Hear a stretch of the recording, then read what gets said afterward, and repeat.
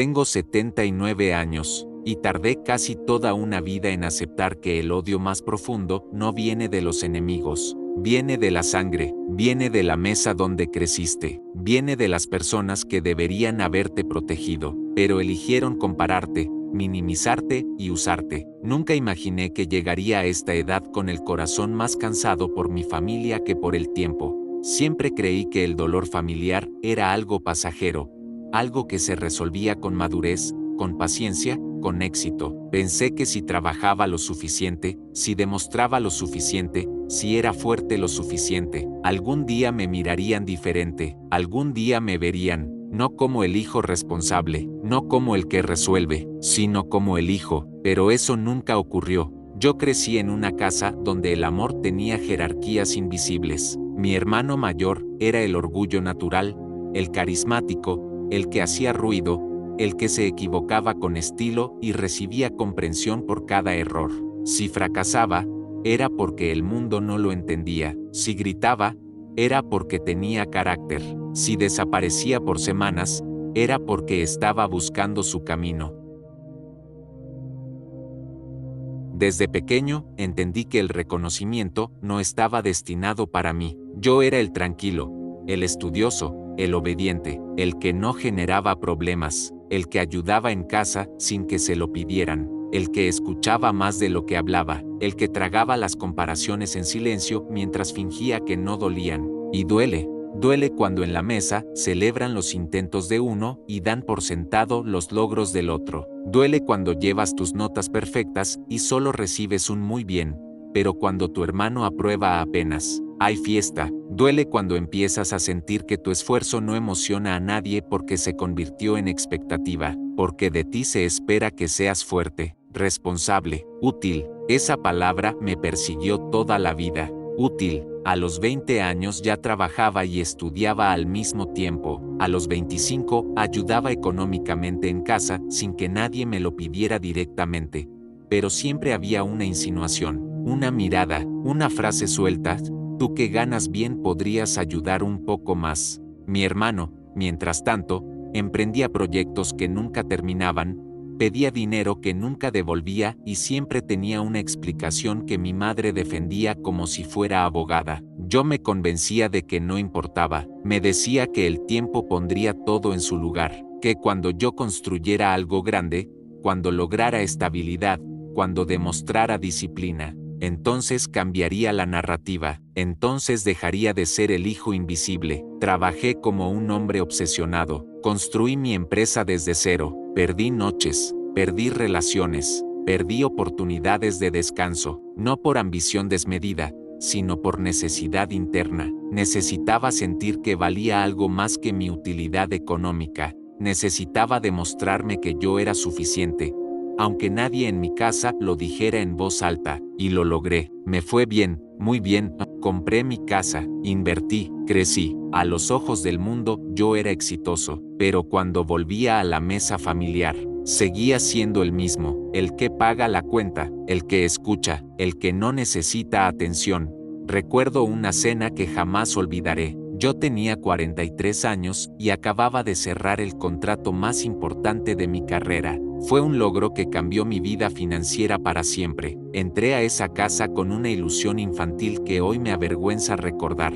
Pensé que esa vez sería diferente. Pensé que tal vez recibiría una mirada de orgullo sincero. Conté la noticia con entusiasmo contenido. Mi padre asintió sin levantar demasiado la vista. Mi madre sonrió con cortesía. Antes de que pudiera terminar la historia, mi hermano interrumpió diciendo que estaba iniciando un proyecto revolucionario que necesitaba apoyo, y la conversación giró hacia él como si yo nunca hubiera hablado. En ese momento, sentí algo que no supe nombrar. No fue rabia inmediata, fue una sensación más profunda, más fría, una comprensión silenciosa de que mi lugar estaba definido desde hacía décadas. Yo no era el hijo que emocionaba, yo era el hijo que sostenía. Los años siguieron pasando, me mudé lejos, no por trabajo, sino por salud mental. Necesitaba distancia. Sin embargo, la distancia no rompió el patrón. Las llamadas llegaban cuando había crisis, casi siempre relacionadas con mi hermano, problemas financieros,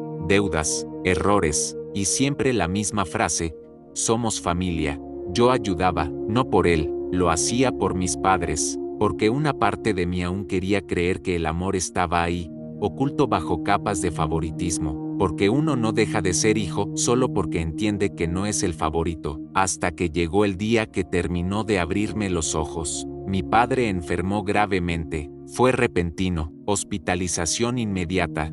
Yo fui el primero en llegar, el primero en hablar con médicos, el primero en firmar documentos complicados, el primero en cubrir gastos sin preguntar cuánto costaban. Mi hermano apareció 2 días después, devastado, abrazando a todos, llorando fuerte, prometiendo cambiar. Esa noche, mientras caminaba por el pasillo del hospital, escuché algo que me paralizó. No sabían que yo estaba detrás de la puerta entreabierta de la sala. Mi madre, en voz baja, dijo: menos mal que él tiene dinero, al menos sirve para algo. No dijo mi nombre, no dijo nuestro hijo, dijo: sirve para algo. Es curioso cómo una frase puede reorganizar toda una vida en tu cabeza. En ese instante entendí que yo no era amado por quien era valorado por lo que aportaba. Mi rol no era emocional, era funcional, y algo dentro de mí, algo que había soportado décadas en silencio, se rompió sin hacer ruido. No enfrenté a nadie, no hice una escena,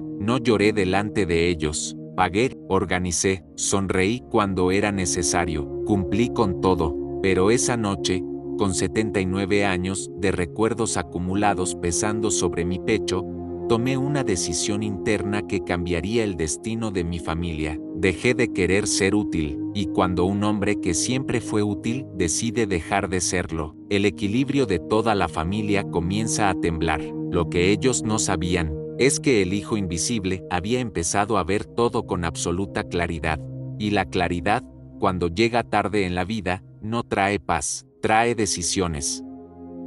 Después de aquella noche en el hospital, algo en mí cambió de forma irreversible. No fue una explosión, no fue un grito interno, no fue una decisión impulsiva, fue algo más peligroso que eso, fue lucidez. Cuando uno llega a los 79 años, ya no tiene energía para fingir que no entiende lo que siempre estuvo frente a sus ojos. Durante décadas yo había interpretado cada gesto de mi familia con indulgencia, justificando lo injustificable, buscando razones donde solo había preferencias claras. Pero esa frase al menos sirve para algo actuó como una llave que abrió una puerta sellada desde mi infancia. Y detrás de esa puerta no había amor incomprendido, había patrones. Empecé a recordar cosas que durante años minimicé, pequeños momentos que parecían insignificantes cuando ocurrían, pero que juntos formaban una estructura sólida de desprecio sutil. Recordé cómo mi madre siempre encontraba una forma elegante de disminuir mis logros sin parecer cruel. Si compraba una casa, decía que seguro había sido una buena oportunidad del mercado. Si aumentaba mis ingresos, respondía que lo importante no es el dinero, sino la familia. Pero cuando mi hermano anunciaba una idea sin base, sin plan, sin resultados, ella lo miraba como si estuviera viendo a un visionario incomprendido. No era casualidad, era narrativa. Mi hermano no era solo el favorito, era el proyecto emocional de mi madre. Ella necesitaba que él fuera especial, aunque la realidad no lo confirmara. Y para sostener esa ilusión, alguien tenía que ocupar el lugar opuesto. Alguien tenía que ser el estable, el que no necesitaba atención, el que ya estaba bien. Ese alguien era yo. Con el tiempo, entendí que el favoritismo no siempre se expresa con palabras directas. A veces, se manifiesta en quien recibe preocupación genuina y quien recibe exigencia. Si mi hermano fracasaba, la pregunta era: ¿qué te pasó? Si yo cometía un error, la pregunta era: ¿cómo pudiste permitirlo? A él lo consolaban, a mí me responsabilizaban, y yo acepté ese rol sin protestar, creyendo que era fortaleza. Creí que ser el fuerte era un honor. Lo que no entendí durante décadas es que también era una condena silenciosa. Después de la enfermedad de mi padre, las visitas familiares se volvieron más frecuentes, pero no por cercanía emocional. Se respiraba una tensión extraña, una especie de cálculo invisible flotando en el aire. Empecé a notar miradas entre mi madre y mi hermano cuando se hablaba de gastos médicos. Empecé a escuchar conversaciones que se cortaban cuando yo entraba en la habitación. No eran paranoias, eran detalles repetidos. Una tarde, mientras revisaba documentos del hospital, encontré algo que me hizo detenerme. Mi hermano había preguntado discretamente por el estado del seguro de vida de mi padre, no por preocupación, por procedimiento. Lo supe por la forma en que lo planteó, casi técnica, casi fría. Cuando lo confronté con calma, respondió con una sonrisa incómoda que solo quería estar informado. Estar informado. Yo también estaba informado. Informado de que,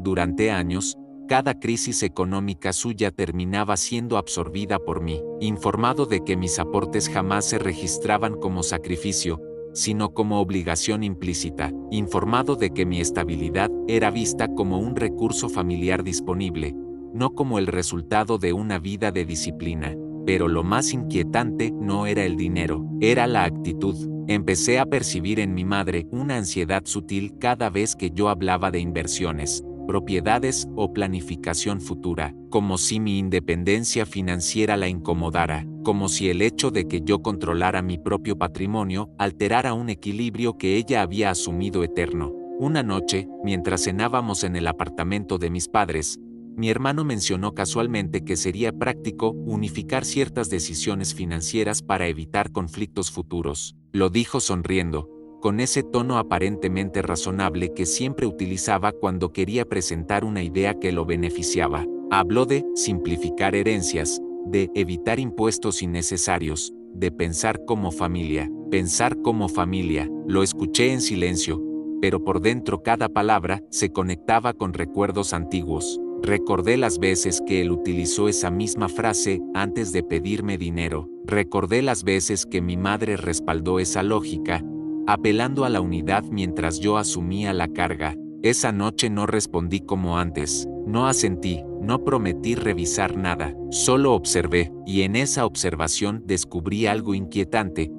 Ellos no me veían como parte emocional de la familia, me veían como un activo estratégico. Yo era la garantía, el respaldo, el seguro, y algo más empezó a incomodarme profundamente, la manera en que mi madre comenzó a hablar de mi salud. Comentarios aparentemente inocentes sobre mi edad, sobre lo impredecible que puede ser la vida a los 79 años, sobre la importancia de dejar todo claro mientras uno aún tiene lucidez. Lucidez, la palabra resonó en mi mente, porque precisamente eso era lo que ahora tenía. Lucidez para entender que el problema no era un evento aislado, era una estructura construida durante décadas donde mi valor estaba ligado a lo que podía ofrecer, no a lo que sentía. Empecé a revisar mis propias decisiones pasadas con una honestidad brutal. ¿Cuántas veces ayudé esperando reconocimiento? ¿Cuántas veces confundí sacrificio con amor? ¿Cuántas veces acepté menos de lo que merecía solo para mantener una paz que nunca fue real? A los 79 años, uno ya no tiene miedo a perder aprobación. Lo que asusta es perder tiempo, y yo había perdido demasiado intentando ser el hijo correcto, pero ahora algo diferente se estaba gestando dentro de mí. No era rabia explosiva, era estrategia, era silencio calculado, era la comprensión de que, por primera vez en mi vida, yo tenía el control real de algo que ellos daban por sentado, mi patrimonio, mi decisión, mi voluntad, y ellos aún no lo sabían. Lo que mi familia ignoraba era que el hijo útil estaba empezando a preguntarse qué ocurriría el día que dejara de serlo por completo, y cuando un sistema entero depende de una pieza que decide retirarse, todo empieza a tambalear, y yo ya estaba listo para verlos perder el equilibrio.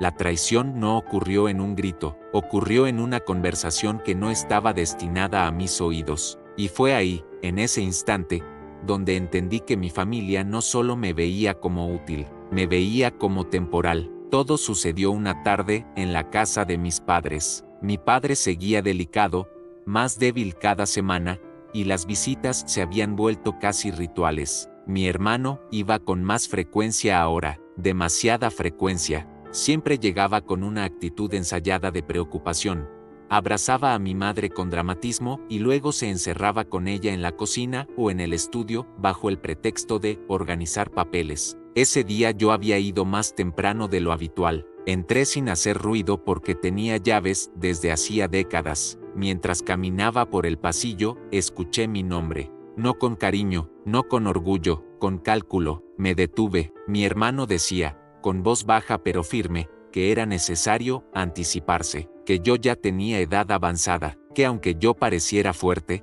a los 79 cualquier cosa puede pasar. Hablaba de mí como si no estuviera vivo, como si fuera un escenario financiero, no una persona. Mi madre respondió algo que me heló la sangre. Dijo que sí, que era mejor organizar todo antes de que yo cambiara de opinión con respecto a ciertas decisiones, que debían asegurarse de que mi patrimonio no quedara fuera de la familia si algo me sucedía. Fuera de la familia, esa frase me atravesó como una daga lenta. Yo era la familia cuando pagaba, cuando resolvía, cuando firmaba cheques, pero ahora existía la posibilidad de que mi dinero quedara fuera, como si yo no fuera parte legítima de ese mismo núcleo. No estaban hablando del seguro de mi padre, estaban hablando de mí, y en ese momento comprendí algo que superaba el favoritismo. No era solo que amaran más a mi hermano, era que habían construido una expectativa silenciosa sobre mi muerte, no deseada tal vez, pero prevista, contemplada, integrada en sus planes. Mi hermano mencionó que sería prudente sugerirme una reestructuración de herencia, argumentando que así evitaríamos problemas legales, pero su tono no era de protección, era de anticipación, como quien acomoda piezas antes de que el tablero cambie. Me quedé allí, detrás del pasillo, sintiendo que los años se comprimían en segundos. Recordé cada vez que me pidieron ayuda, cada vez que apelaron a la unión familiar, cada vez que me hicieron sentir culpable por tener estabilidad, y entendí que no querían mi bienestar, querían mi permanencia funcional. Hasta que dejara de ser conveniente, no entré a la cocina, no hice escándalo, volví a salir de la casa sin que notaran mi presencia. Caminé hasta mi coche con una calma que me sorprendió incluso a mí mismo. No lloré, no grité, sentí algo más frío que la rabia, sentí determinación. Esa noche no dormí, no por dolor, sino porque mi mente empezó a organizar cada pieza con una claridad quirúrgica. Durante décadas fui el hijo predecible, el que respondía como se esperaba, el que siempre solucionaba, pero nadie imagina lo peligroso que puede volverse el hombre que deja de necesitar aprobación. Al día siguiente pedí cita con mi abogado, no uno cualquiera, el mejor que podía pagar. Revisamos cada documento, cada propiedad, cada inversión, cada cláusula de herencia existente. Le pedí absoluta discreción, y entonces hice algo que jamás habría imaginado años atrás. Reescribí mi voluntad. No fue un acto impulsivo, fue meditado, frío, razonado. Evalué opciones durante horas. Pensé en justicia, no en venganza. Pensé en dignidad, no en castigo. Pero también pensé en algo que mi familia nunca esperó que yo hiciera: poner límites definitivos. Decidí que mi patrimonio no sería recompensa automática por compartir mi apellido. Decidí que el dinero que construí con sacrificio no sería financiador eterno de irresponsabilidades. Decidí que el amor que nunca recibí no sería compensado con herencia silenciosa. Pero no les dije nada, esperé, porque entendí que la verdadera revelación no ocurre cuando uno acusa, ocurre cuando el otro descubre que ya no controla el resultado. Las semanas siguientes fueron reveladoras. Mi hermano comenzó a insinuar reuniones formales para hablar del futuro. Mi madre reforzaba la idea con comentarios sobre lo importante que era hacer todo como familia. Yo asentía con una serenidad que los confundía. Acepté una cena especial en mi casa. Dijeron que querían conversar con tranquilidad,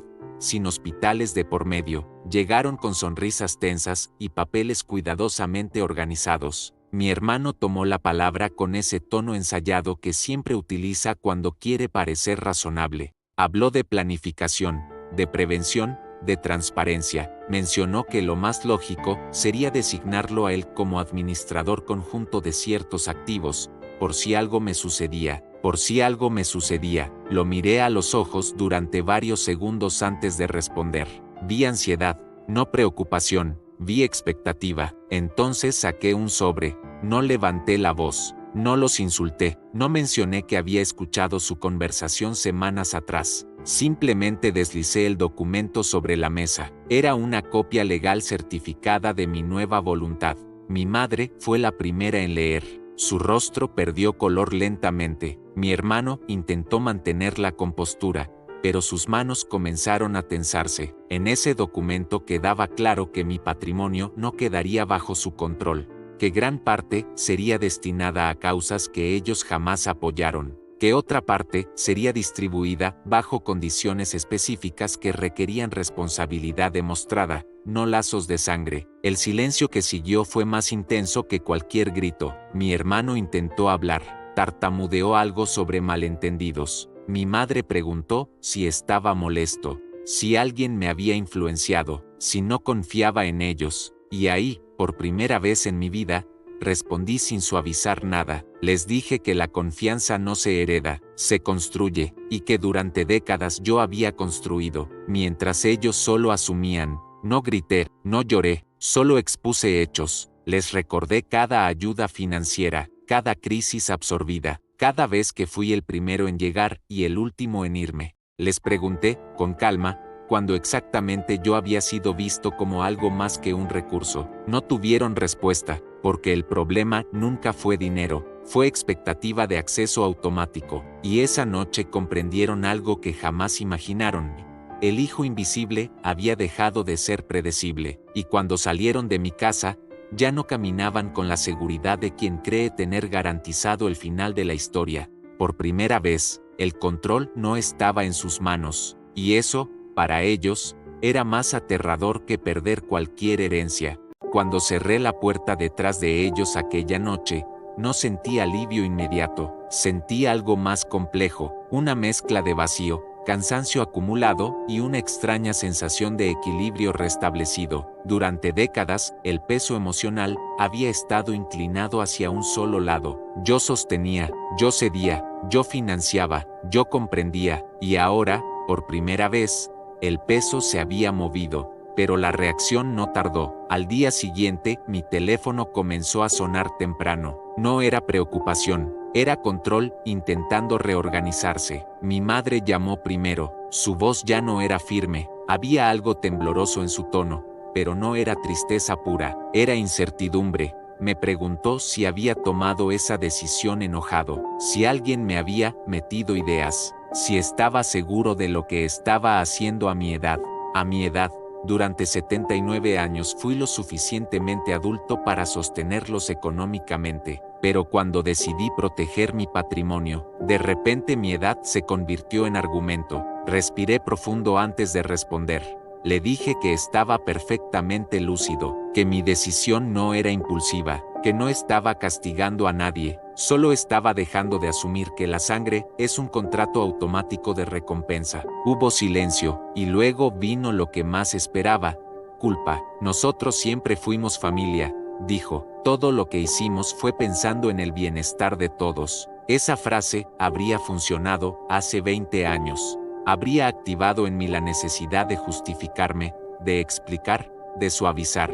Pero algo dentro de mí ya no respondía a ese mecanismo. Le pregunté, con calma, si alguna vez se preguntaron cómo me sentía yo cuando cada conversación sobre dinero terminaba apuntando hacia mí. Le pregunté si alguna vez notó que mi hermano solo mencionaba la palabra familia cuando necesitaba algo. Le pregunté si alguna vez celebraron mis logros sin compararlos con sus fracasos. No respondió directamente, cambió de tema, dijo que estaba exagerando. Exagerando. Esa palabra me hizo comprender algo aún más profundo.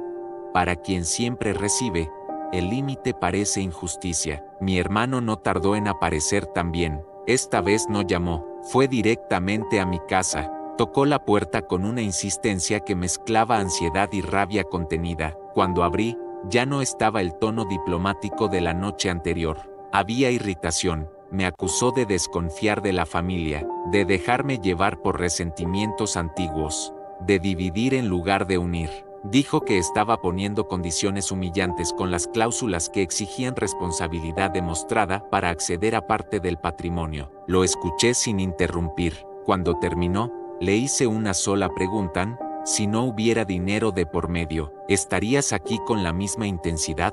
No respondió de inmediato, intentó reír, dijo que era absurdo pensar así, pero sus ojos evitaron los míos por primera vez en toda nuestra vida, y ahí confirmé lo que ya sabía: el conflicto no era emocional, era estructural. Durante años, ellos habían construido su estabilidad contando con mi previsibilidad. Yo era el hermano que siempre decía sí, el hijo que nunca negaba apoyo, el que no cuestionaba, y ahora yo era la variable impredecible. Los días siguientes fueron tensos. Las visitas al hospital cambiaron de dinámica. Mi madre me miraba con una mezcla de reproche y cautela. Mi hermano evitaba conversaciones financieras, pero su incomodidad era evidente. El ambiente familiar se volvió frágil, como si cualquier palabra pudiera romper un vidrio invisible. Pero lo más revelador no fue lo que dijeron, fue lo que dejaron de hacer. Las llamadas disminuyeron, las invitaciones se hicieron esporádicas, las consultas urgentes desaparecieron de repente. Era como si mi valor se hubiera reducido proporcionalmente a mi disponibilidad económica. Eso dolió más de lo que esperaba, porque confirmó que la utilidad era el puente que sostenía nuestra cercanía. Una tarde, sentado solo en mi sala, entendí algo con una claridad que solo la vejez permite.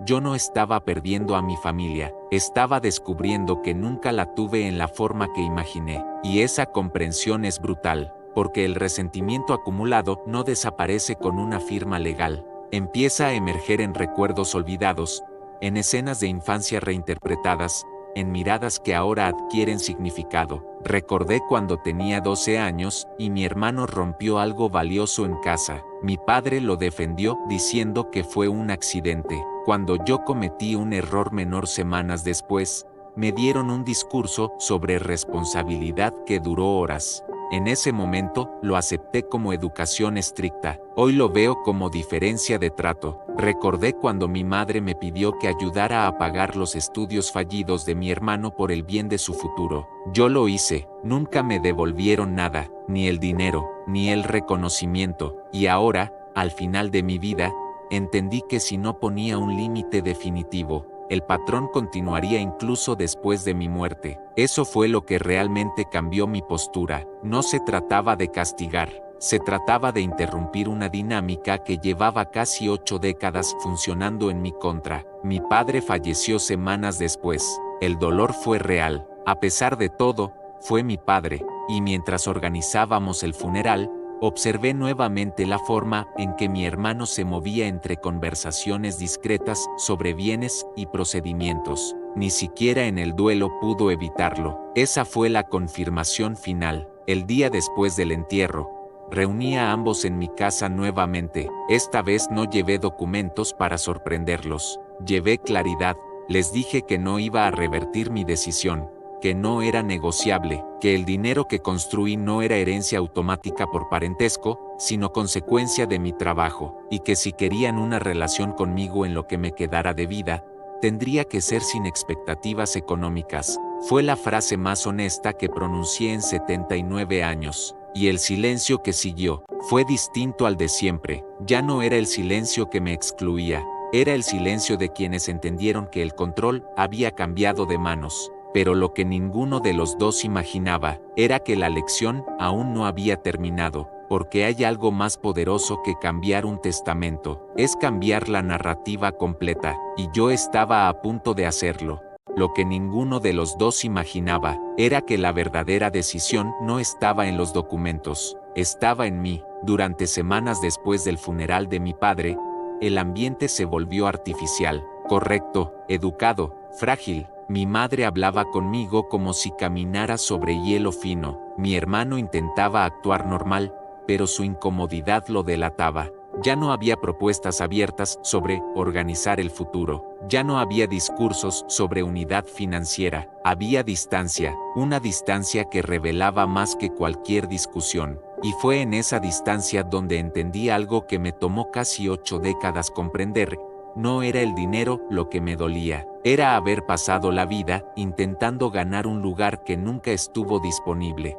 Yo no quería que me necesitaran por lo que tenía, quería que me valoraran por quién era. pero la verdad es que, cuando una dinámica familiar se construye durante tantos años, no se transforma con una conversación, solo se revela. Una tarde, mientras revisaba fotografías antiguas, me detuve en una imagen donde yo tenía quizás 10 años. Estaba de pie junto a mi hermano, él sonreía al centro, yo estaba ligeramente desplazado hacia un lado. No era una gran diferencia, pero al mirar esa foto con ojos de 79 años, entendí que esa posición lateral no era casual, era simbólica. Siempre estuve al lado, nunca en el centro, y por primera vez en mi vida no sentí rabia al reconocerlo. Sentí liberación, porque cuando aceptas que nunca fuiste el favorito, también aceptas que no tienes que seguir compitiendo por un premio que no existe. Esa comprensión me dio una paz extraña, firme, silenciosa. Entonces tomé la decisión final. No solo mantendría mi nueva voluntad, iría más allá. Decidí crear una fundación con la mayor parte de mi patrimonio, una institución destinada a apoyar a jóvenes que, como yo, crecieron siendo el hijo responsable, el que carga con expectativas desproporcionadas mientras otro recibe indulgencia constante. Jóvenes que estudian y trabajan en silencio, que sostienen familias sin reconocimiento, que se convierten en adultos funcionales demasiado pronto. Quería que mi dinero tuviera propósito, no culpa, no obligación, propósito. Lo hice como un hecho. Les expliqué que mi decisión no era contra ellos, era a favor de mí, que durante años confundí sacrificio con amor. Mi hermano reaccionó primero, dijo que estaba exagerando, que estaba dejando que viejos resentimientos definieran mis últimos años, que el dinero debía quedarse en casa, y ahí pronuncié la frase que cerró todo. Si el amor hubiera estado en casa, el dinero no habría sido necesario para mantenernos unidos. No grité, no levanté la voz, solo lo dije. Mi madre lloró, pero no supe si lloraba por pérdida económica o por la ruptura de una ilusión que había sostenido durante décadas. Quizás ambas. Lo que sí sé es que por primera vez no sentí culpa, sentí coherencia. Los meses siguientes confirmaron lo que ya intuía. La frecuencia de contacto disminuyó aún más. Las visitas se volvieron ocasionales. Las conversaciones, superficiales. No hubo confrontaciones dramáticas. No hubo gritos. Solo una verdad silenciosa. Cuando dejé de ser útil, dejé de ser central. Y eso, lejos de destruirme, me liberó, porque entendí que el odio familiar no siempre se manifiesta como agresión directa. A veces se manifiesta como indiferencia selectiva, como favoritismo constante, como expectativas económicas disfrazadas de unión. Y yo ya no estaba dispuesto a financiar esa narrativa. Hoy, con 79 años, puedo decir algo que nunca imaginé pronunciar. No odio a mi familia, pero ya no necesito su aprobación para existir. Aprendí demasiado tarde que el respeto no se mendiga, se establece. Y si mi decisión les dolió, fue porque durante años asumieron que yo nunca la tomaría. No sé cuánto tiempo me queda, nadie lo sabe, pero lo que sí sé es que cuando llegue el día en que ya no esté, no quiero que mi legado sea una cuenta bancaria disputada. Quiero que sea un límite claro, un mensaje, un recordatorio de que incluso el hijo invisible puede elegir su propio final, porque la verdadera herencia no es el dinero, es la dignidad de haber dejado de aceptar menos de lo que merecías. Y yo, finalmente, dejé de aceptar.